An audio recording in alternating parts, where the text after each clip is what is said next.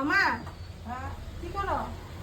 এসে ঢুকছাই শোনো কি হইছে ইয়া কি কয় তেজপুরে যাবা?